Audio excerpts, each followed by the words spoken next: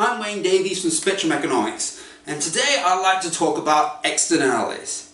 This was a subject that I never really liked much back in high school and university. It seemed like a real bit of a headache to me, but as I've got older I've actually learned to appreciate it a little bit more.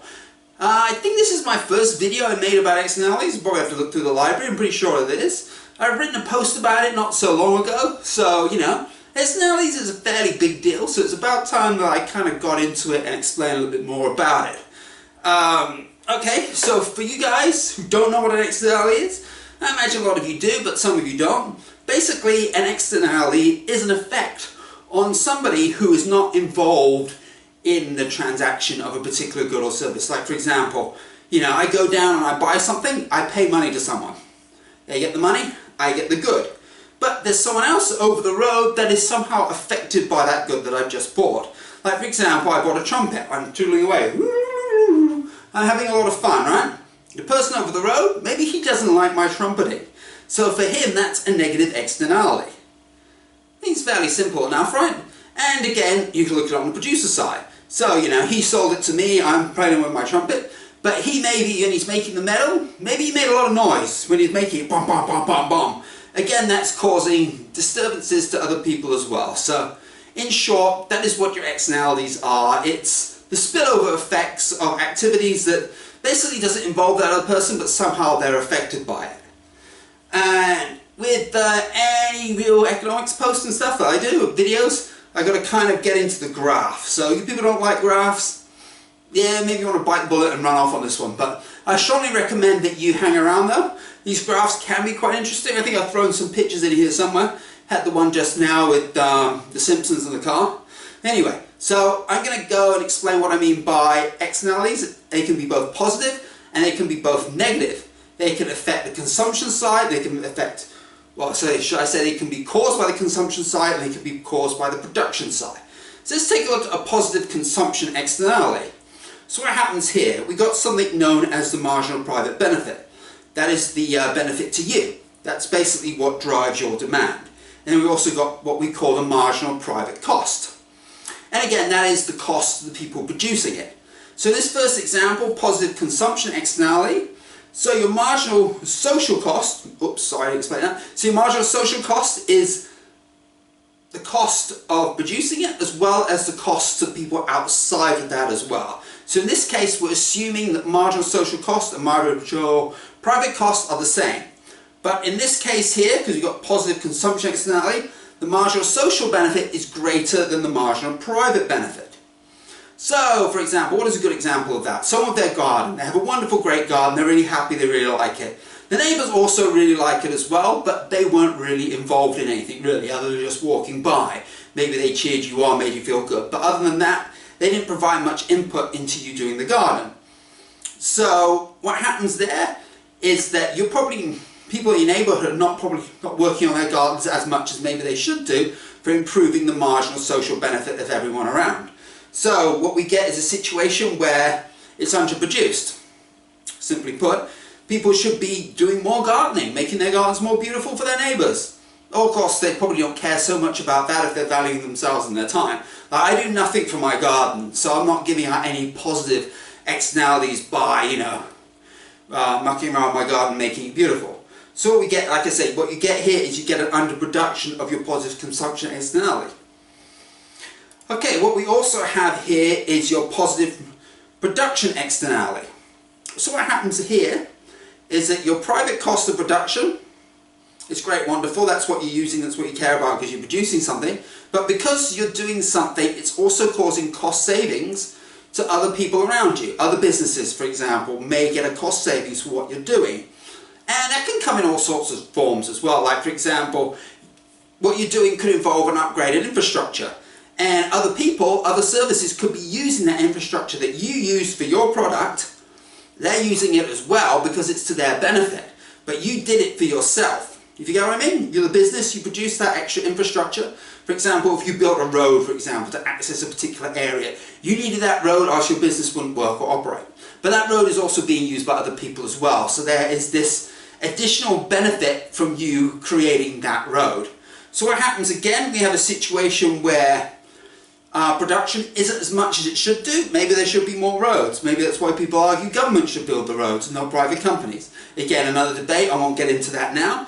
But you don't get a sufficient amount of production. As you can see here, we're using Q and P, and we got P2 and Q2. It's the same as what I was using for the previous diagram.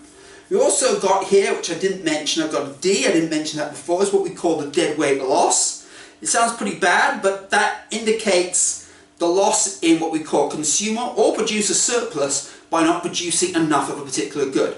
Well, in this case, goods are creating a positive externality. You can see that's E, E2 and D. I've got the old yellow D. I think the previous one I actually added a line where I had a yellow line, so I probably could have explained it with that one. So that's your positive side. What about if we look at our negative side? So what's our negative consumption externality? And I mentioned before, me playing my trumpet. For me, that's great enjoyment, but for people around me, maybe they don't like it because I don't have any musical talent. I don't play trumpet anyway. I'll probably maybe distract them with my video gaming. Though I think this room's fairly soundproof. But anyway, that's just assuming that my fun and activities is creating a bit of a negative outcome for some other people. So what we got here is my marginal private benefit is greater than marginal social benefit, because we've got to take up the negative side of, you know, these people being distracted by my noise. So what happens is maybe I'm spending too much time playing my games and playing my trumpet when I should be actually spending less time on that. So that's what we get is our negative consumption externality. How about our negative production externality? So as I mentioned before, you could have a company building roads and stuff for them which other people can use. What about if this company are doing something not so nice, like for example making pollution? They're dumping their waste in the river and it's going all the way down and it's affecting, you know, the local neighborhood. You've got your plant life, your animal life dying because of this toxic crap they're throwing in the water. Also, what about other businesses that need to have cleaner water? So they're going to have to pay costs in order to clean up the stuff that these inconsiderate businesses by dumping it in there. So in other words, it's a higher cost than what it should be. So for example, if the business was responsible and actually paid for their garbage or rubbish, whatever, to be disposed properly, it would be a higher cost. Sorry, so that would be covering what we call your marginal social cost. You can see here, the marginal social cost is higher than the marginal private cost. And again, it leads us to a situation that maybe too much of that good is being produced. Because if they were actually accounting for all the cost would be higher, and as you can see here, less of it will be produced. Alright, whoa. Okay, so now I'm going to take a look at, what am I going to take a look at? So how do you resolve this problem? I think what we should talk about first. And there's a few ways of doing this, actually. You could get the market to solve the problem, market solutions, and that's what we're going to talk about first. Or you could have intervention, let's say government intervention for the argument of it. Okay, so what private solutions do we have? I'm going to talk about Coase theorem. I'm not sure if you guys are aware of that. I'm going to briefly explain what that is. And the easiest example to give would be the person with the tree in their garden. So what happens is the person plants a tree and there is pears falling off, for example. Some of the pears the person can pick and some of the pears falls into the neighbour's garden. So the neighbour is getting free pears. So that is a positive externality. But he's getting them for free. Free pears, right? And the person who's got the pear tree thinks, well, hey, wait a minute. Maybe I could, you know, cash in on this. So you could say to your neighbour, hey, I'm not growing any more pears, I'm going to cut the tree down. And they would be very, very upset. So what you might get here is the neighbour say, hey, don't cut that tree down. How about this? I'll pay you a certain amount of money for you not to cut the tree down. In fact, I'll pay you even more money if you grow another pear tree. So what happens is the neighbour says, yeah, that's great. So he goes and grows another pear tree for that small fee paid by the neighbour. So what the neighbour is doing is the neighbour is still getting the pears, not free anymore though, but simply because he's now paying that money, and you've got a market solution. So what happens is now that the neighbour is planting more pear trees and both neighbours benefit. The neighbour benefits by having those pears, great pears falling into their garden, and the other neighbour also benefits because he also gets the pears too, because he, as you know, he's growing the pear trees, and he's also getting a little fee from the neighbour to cover the cost of that. But there are certain problems with this solution. It's not always clear cut exactly what the cost of that externality is. We talked about a positive, you could also have negative as well. And in terms of making people responsible, especially for the negative stuff, and also putting a value on that, and it gets even more complicated if there is many people affected, like for example pollution. A factory, bellowing lots of nasty smoke out, it's going to affect a lot of people. So how does the market compensate those people? Or even identify all of those people, for example? Or even people may not even know, because some toxic gases are invisible and it could travel a long way. They may not even be aware that they're being affected by it. So there's that side of it too. And then there's also getting the parties together and the costs involved. So whatever cost savings you get through negotiations, if the cost of bringing everyone together is too expensive, then it almost seems like it's not worth doing. Okay, so now I'd like to talk about government intervention. And as you would know from my videos and posts, I'm not a great fan of government intervention, but I'll talk about it here because it does certain things that you can't necessarily do purely through the market. So, what sort of government intervention are we talking about? Normally, it comes in the form of taxes and subsidies. So they subsidize the good stuff and they tax the bad stuff. Seems fairly easy. Let's just see how it works though. So let's start with positive consumption externality subsidy. So for example, you're consuming something that's good, so you talked about the flowers and stuff like that, right? So what can they do? They can make the cost of gardening cheaper. So they provide a subsidy of doing that. So therefore people then say, hey, gardening is cheaper, I know how I can get a discount on putting in my beautiful roses and my daffodils and sunflowers and I don't know, whatever other stuff goes in gardening.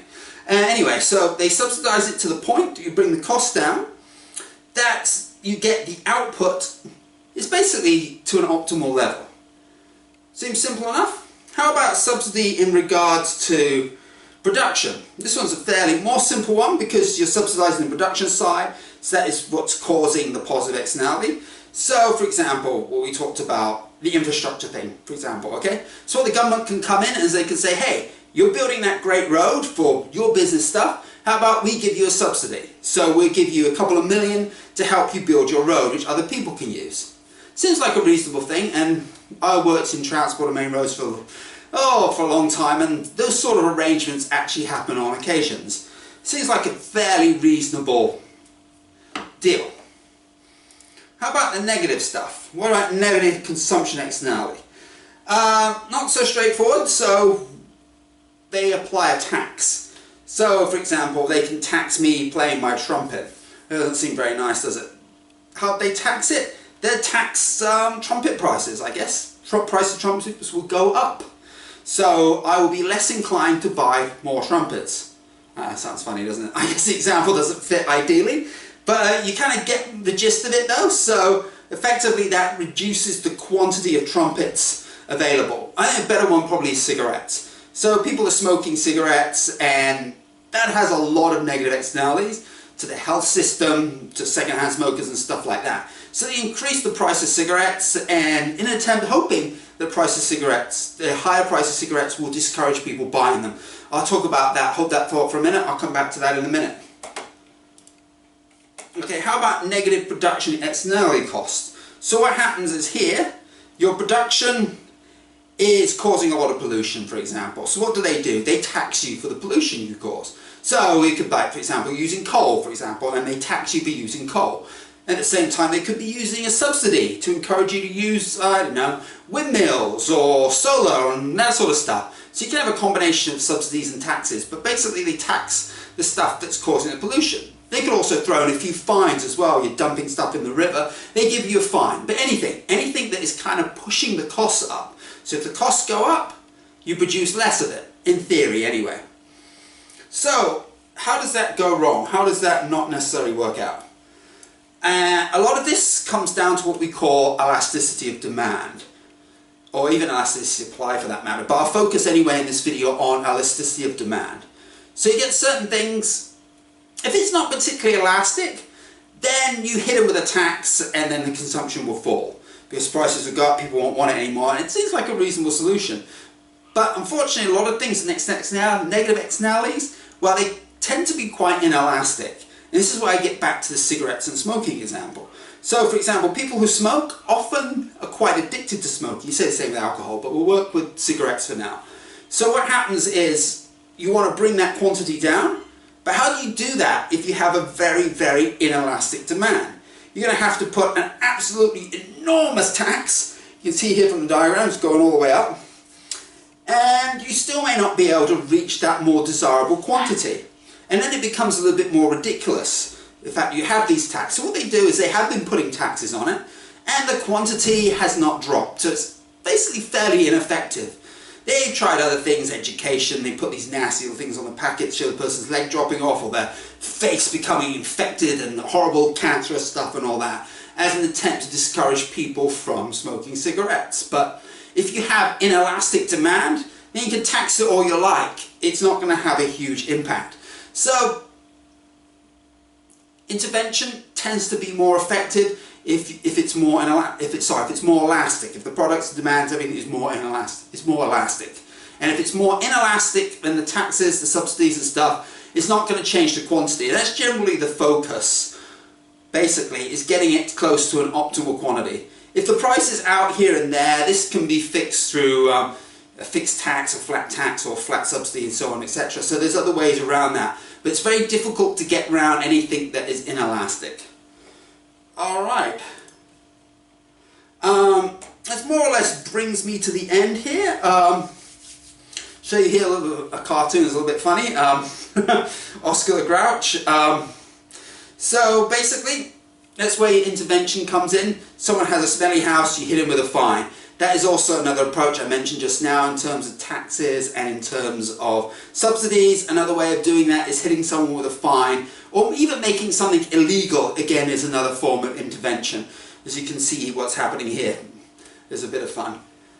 Before I wrap up, there's something else I just wanted to talk about that I see somehow linked to externalities, though it's not often talked about in terms of the context of externalities, but that is in terms of paid work and paid labour.